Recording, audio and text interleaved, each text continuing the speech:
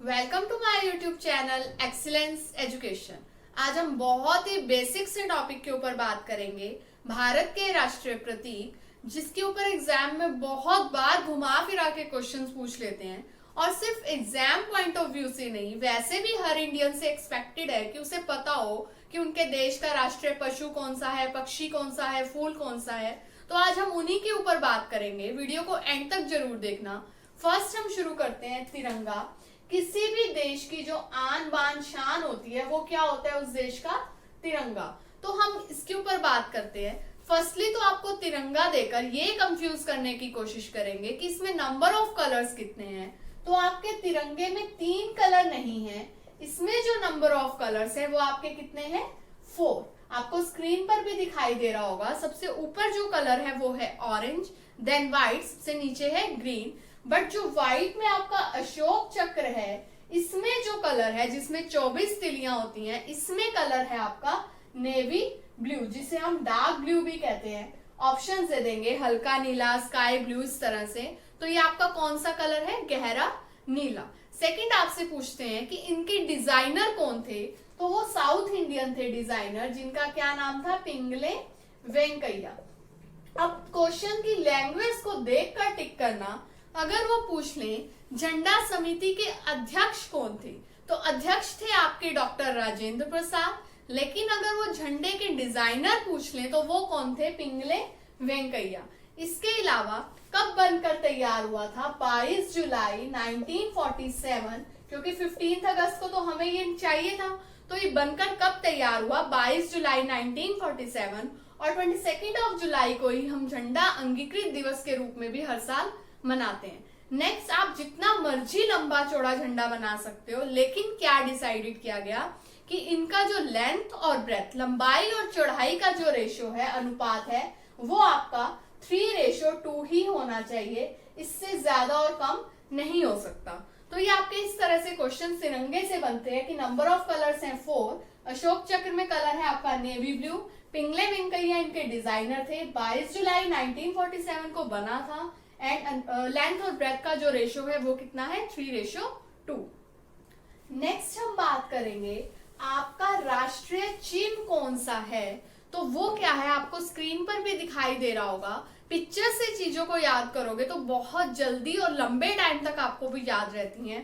क्या है आपका राष्ट्रीय चिन्ह, आपको जो है 4 शेर दिखाई देंगे। वो दिखाई 3 देते हैं क्योंकि वो एक दूसरे की तरफ पीठ करके बैठे हैं। 4 शेर हैं जो हमने सारनाथ के अशोक स्तंभ से लिया है। उसके नीचे इस तरह से कॉलम बना हुआ है और इसमें क्या है आपका, यहाँ पर वही अशोक चक्र है और दाएं साइड, राइट साइड पर, दाएं साइड पर आपका सांड बना हुआ है। और लेफ्ट साइड पर क्या है, ये आपका दाएं साइड राइट साइड पर है और बाएं साइड पर, राइट साइड पर आपका बना हुआ है घोड़ा। और यहाँ पर क्या है, ये आपकी 24 तिलियों वाला अशोक चक्र बना हुआ है और ऊपर क्या है, इसके शेर है। तो ये क्यों बनाया है, सांड दाईं साइड पर, जो किसका, ताकत का प्रतीक है, बल को दिखाता है। और घोड़ा क्यों बनाया गया है, जो स्फूर्ति को दिखाता है। और ये जो 24 तिलियां हैं वो 24 घंटे प्रगति की ओर अग्रसर रहे, इस चीज को इंडिकेट करते हैं। तो ये इस तरह से ये हमारा क्या है, राष्ट्रीय चिन्ह, जो आपके गवर्नमेंट के डॉक्यूमेंट्स, IAS IPS की जो यूनिफॉर्म है, बहुत सारी जगह पर आपको देखने को मिलेगा। शेर कितने बने हुए हैं, इसमें 3 नहीं है, आपको 3 दिखाई दे रहे होंगे, ये हैं 4। दाईं साइड पर है आपका सांड, बाईं साइड पर है घोड़ा और बीच में क्या है, अशोक चक्र। इसी के नीचे आपका नेशनल स्लोगन लिखा गया है, वो क्या है, सत्यमेव जयते। इसी के नीचे आपको लिखा हुआ मिलेगा, सत्यमेव जयते। ये है आपका नेशनल स्लोगन कि सत्य की ही हमेशा जीत होती है। और ये मेरा पर्सनल एक्सपीरियंस भी है, झूठ सिर्फ थोड़े टाइम के लिए ऊपर जा सकता है, लेकिन जो लॉन्ग टर्म में आपका काम करेगा वो सच्चाई ही करेगी। किसी का बुरा मत करो, सिर्फ अपने बिहाव पर अपना अच्छा करते हुए चलो। तो ये लिखा है आपका सत्यमेव जयते। और ये कहाँ से लिया गया है, हमारे 108 उपनिषद हैं। वैदिक टाइम जो था हमारा गोल्डन टाइम पीरियड, वहां पे जो उपनिषद लिखे गए थे उनके ऊपर मुंडक उपनिषद से ये लिया गया है, मुंडक उपनिषद। ऐसे ही 108 हैं। एक मुंडके उपनिषद भी है, आपको कंफ्यूज कर देंगे मुंडकिया या मुंडक, तो ये लिया गया मुंडको उपनिषद से। और ये लिखा है आपका, ये आपको इसमें भी दिखाई देगा, आपके राष्ट्रीय चिन्ह में भी नीचे लिखा हुआ है सत्यमेव जयते। ये हमारा क्या था, राष्ट्रीय स्लोगन।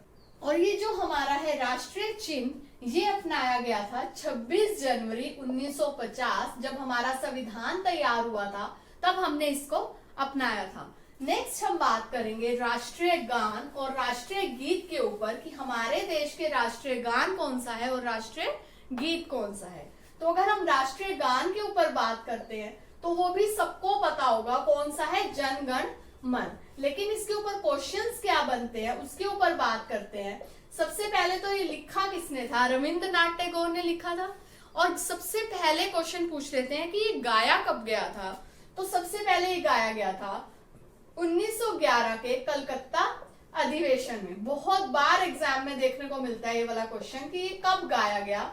तो 1911 के कलकत्ता अधिवेशन में इसे गाया गया और है कौन सा, जनगण मन। और 1912 में क्या किया, ये एक पत्रिका में छपा जिसका क्या नाम था, तत्वबोधिनी। ये भी क्वेश्चन पूछ लेते हैं कि 1912 में एक मैगजीन में छपा, पत्रिका में, जिसका नाम था तत्वबोधिनी। और इसे शीर्षक क्या दिया गया था उसमें, भारत भाग्य विधाता, ये इसको शीर्षक दिया गया था। इसके अलावा अगर हम बात करते हैं, रविंद्रनाथ टैगोर को 1913 में सबसे बड़े नोबेल पुरस्कार मिले, जो बहुत सबसे बड़े होते हैं हमारे पूरे वर्ल्ड में नोबेल पुरस्कार, उनसे नवाजा गया हमारे देश के रविंद्रनाथ टैगोर को। ये बहुत प्राउड की बात थी 1913 में। एंड 1919 में इसका इंग्लिश वर्जन आया, इन्होंने इसको इंग्लिश में ट्रांसलेट किया। उनको क्या नाम दिया गया, the morning song of India, the morning song of India. ये इनकी इंग्लिश वर्जन था, उसमें इनका नाम आया। उसके बाद पूछ लेते हैं कि जनगण मन को गाने में कितना टाइम लगता है। तो इसे गाने में जो टाइम लगता है वो आपके लगते हैं 52 सेकंड। लेकिन कई बार क्या होता है, टाइम की लिमिटेशंस के कारण या फिर बहुत सारे रीजंस के कारण सिर्फ इनकी धुन बजा दी जाती है कि ये उसे कहते हैं लघु गान। तो उसे बजाने में जो टाइम लगता है 20 सेकंड्स लगते हैं। क्वेश्चंस को अच्छे से पढ़ना। अगर तो वो पूछे कि जनगण मन गाने में कितना टाइम लगता है तो आपके लगते हैं 52 सेकंड। लेकिन अगर सिर्फ धुन बजानी हो तो कितना टाइम लगता है, 20 सेकंड। गाया कहाँ, किसने लिखा था, रविंद्रनाथ टैगोर ने। सबसे पहले गाया गया 1911 में कलकत्ता अधिवेशन में। 1912 में एक मैगजीन में छपा तत्वबोधिनी, जिनका शीर्षक क्या था, भारत भाग्य विधाता। 1913 में इन्हें नोबेल पुरस्कार मिला।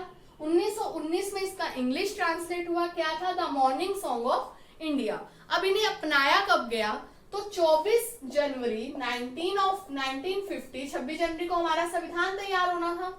तो उससे पहले 3 चीजें फाइनलाइज की गई, एक राष्ट्रीय गान, एक राष्ट्रीय गीत और हमारे देश के राष्ट्रपति। नेक्स्ट हम बात करते हैं हमारे राष्ट्रीय गीत के ऊपर, ये था राष्ट्रीय गान। एक क्वेश्चन और पढ़ लो, राष्ट्रीय गान की जो भाषा है, बहुत बार पूछते हैं कि राष्ट्रीय गान की जो भाषा है वो कौन सी है, बांग्ला भाषा में लिखा गया है। और इसके अलावा इन्होंने बांग्लादेश का जो राष्ट्रीय गान है, बांग्लादेश बाद में बना 1972 में, लेकिन तभी उन्हें राष्ट्रीय गान चाहिए था, तो रविंद्रनाथ टैगोर के द्वारा ही लिखा गया अमार सुनार बांग्ला। तो वो भी वो क्या है आज, बांग्लादेश का राष्ट्रीय गान। तो पूछ लेते हैं हमारे देश के अलावा और कौन से देश का राष्ट्रीय गान रविंद्रनाथ टैगोर ने लिखा है, तो वो कौन सा है, बांग्लादेश। और इसकी भाषा कौन सी है, बांग्ला। नेक्स्ट हम बात करते हैं राष्ट्रीय गीत के ऊपर, जो कि है हमारा वंदे मातरम, वंदे मातरम। ये है हमारा राष्ट्र गीत। अब इसकी भाषा अगर पूछ ले, हलंत वाली भाषा है, हलंत वाली जो भाषा है वो कौन सी भाषा होती है, संस्कृत भाषा। तो अगर राष्ट्रीय गान की भाषा पूछ ले तो वो है आपकी बांग्ला, और अगर राष्ट्रीय गीत की भाषा पूछी जाती है तो वो है आपकी संस्कृत। और इसे किसने लिखा है, बंकिम चंद्र चटर्जी ने। इन्हें लिखा है बंकिम चंद्र चटर्जी ने। 1874 से 76 के बीच में ये लिखा गया। लेकिन तब क्या था, सिर्फ एक लिख दिया गया, इसे पब्लिक नहीं किया गया। तो एक उसके बाद 1882 में एक उपन्यास था आनंद मठ, जिसमें सन्यासी विद्रोह का वर्णन था, उसमें ये पहली बार छपा 1882 में। देन सबसे पहले गाया कहां पर गया, तो इसे भी सबसे पहले 1896 में कलकत्ता के ही अधिवेशन में गाया गया। क्योंकि हमारी कैपिटल थी कलकत्ता और वहीं पर ये ऐसे अधिवेशन होते थे, वहीं पर बहुत ज्यादा पढ़े लिखे लोग थे। तो 1896 में कलकत्ता अधिवेशन में अब लिखा था बंकिम चंद्र चटर्जी ने, लेकिन इसे भी सबसे पहले गाया किसने है? रविंद्रनाथ टैगोर ने। कहां पर? 1896 में कलकत्ता के अधिवेशन में। और 1882 में ये किसमें छपा था? आनंद मठ, एक उपन्यास है जिसमें किसका वर्णन है? जिसमें आपका वर्णन मिलता है सन्यासी विद्रोह का। तो ये थे सारे राष्ट्रगीत के ऊपर क्वेश्चन। और अगर पूछ लें कि इसे गाने में कितना टाइम लगता है, तो इसे गाने में लगते हैं आपके 65 सेकेंड्स। और कई बार इसी को ही लिख देते हैं 1 मिनट 5 सेकेंड, तो कंफ्यूज नहीं होना, ये सेम ही है, 65 सेकेंड और 1 मिनट 5 सेकेंड। क्वेश्चंस क्या है? इसकी लैंग्वेज है संस्कृत, उसकी क्या थी? बांग्ला। उसे गाने में लगते थे 52 सेकेंड और इसे गाने में लगते हैं 65 सेकेंड। देन उसे लिखा था रविंद्रनाथ टैगोर ने और ये लिखा है बंकिम चंद्र चटर्जी ने। बंकिम चंद्र चट्टोपाध्याय भी यही है। देन इसको सबसे पहले गाया गया 1896 कलकत्ता अधिवेशन में, उन्हें भी गाया गया था 1911 में कलकत्ता के अधिवेशन में। और दोनों ही हमने अपनाए हैं 24 जनवरी 1950 को। नेक्स्ट हम बात करते हैं हमारे अपना कैलेंडर, जिसे हम क्या कहते हैं? पंचांग। ये जो जनवरी फरवरी है ये हमारा अपना नहीं है, ये इंग्लिश कैलेंडर था। हमारा अपना है पंचांग, जिसे 78 ईस्वी में फर्स्ट एडी में कनिष्क ने चलाया था। कनिष्क जो कि कुषाण वंश का था, उन्होंने चलाया, उसे ही हमने अपना बना लिया। कनिष्क कुषाण वंश का था। तो बहुत बार पूछते हैं, ये भी हमारा अपना कैलेंडर है, जिसको कहां पर? शक संवत पर आधारित है। 78 ईस्वी में कनिष्क ने चलाया था। अब इसमें जो मंथ होते हैं वो क्या है? चैत्र, फाल्गुन। आपने बड़े बुजुर्गों को सुना होगा बात करते हुए, तो वो ये वाले मंथ के अकॉर्डिंग नहीं चलते। हमारा जो नया साल आता है वो आता है 22 मार्च को, और 22 मार्च 1957 को ही हमने इसे अपनाया था।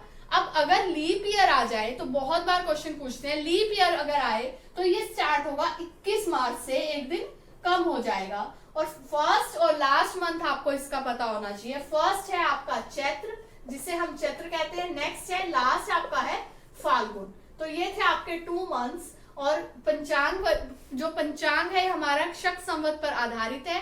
78 ईस्वी में कनिष्क ने चलाया था, उसे हमने अपनाया कब? 22 मार्च 1957 को। और अगर इसी में ही एक दिन कम कर देते हैं, अगर क्या होता है? Leap year. नेक्स्ट हमारा जो राष्ट्रीय पशु है वो कौन सा है? वो है आपका बाघ, टाइगर, राष्ट्रीय पशु। तो जब हमने देश का संविधान लिखा था तब हमारा जो राष्ट्रीय पशु था वो क्या था? शेर। लेकिन इसके ऊपर बहुत ज्यादा डिस्प्यूट हुए 1966 में। फिर 1972 में ये डिसाइड कर दिया कि जो अब से हमारा राष्ट्रीय पशु होगा वो कौन सा होगा? बाघ। और इसके अलावा अगर हम बात करें हमारे राष्ट्रीय पक्षी के ऊपर, तो वो कौन सा है? पीकॉक, मोर। और अगर राष्ट्रीय पेड़ के ऊपर बात करते हैं तो वो है आपका बरगद का पेड़, जिसे हम बनियन ट्री कहते हैं। जो पीपल एंड ऑल है वो किसी स्टेट के ट्री हो सकते हैं, जैसे हरियाणा का पीपल है, लेकिन जो देश का नेशनल ट्री है वो कौन सा है? बरगद। और क्यों है बरगद? क्योंकि इसकी जो जड़ें होती हैं वो बहुत ज्यादा फैली होती हैं और वो एकता का प्रतीक है। इसे ही हम लोग कल्प वृक्ष भी कहते हैं। इच्छा पूर्ति का वृक्ष, कल्प वृक्ष। और अगर हम बात करते हैं हमारे हेरिटेज एनिमल, ये तो था हमारे देश का एनिमल, एक है हमारा विरासत पशु, कौन सा है? तो वो है आपका हाथी। अगर नेशनल एनिमल पूछ ले तो वो है बाघ, लेकिन विरासत पशु पूछ ले तो वो है हाथी। और जो हमारा फूल है, हमारा राष्ट्रीय फूल, वो है आपका कमल, लोटस का फ्लावर, कमल। और अगर पूछ ले हमारी राष्ट्रीय नदी कौन सी है, तो वो है आपकी गंगा नदी। इसके अलावा अगर सबसे बड़ा देश का प्राइज है वो है भारत रत्न। देन अगर हम बात करते हैं जो डॉक्यूमेंट्स हमारी गवर्नमेंट ऑफ इंडिया निकालती है उसे हम कहते हैं श्वेत पत्र, जिसमें बहुत सारी जानकारी होती है। ये भी हर कंट्री के अलग होते हैं, किसी की ऑरेंज मैगजीन निकलती है, किसी के रेड पत्र होते हैं। ये है हमारा श्वेत पत्र। तो ये हमारे थे सारे राष्ट्रीय सिंबल जो हर एक को आने चाहिए। इसी वीडियो को 1 से 2 बार देख लेना, आपको इसे ही कंफ्यूज करके क्वेश्चंस पूछ लेते हैं। और अगर मेरी वीडियो अच्छी लगी है तो इसे लाइक कर देना, साथ ही मेरे चैनल को सब्सक्राइब करके बेल आइकन पर प्रेस कर लेना फॉर लेटेस्ट अपडेट। खुश रहो, हेल्दी रहो, अपना ध्यान रखो and thank you so much for watching.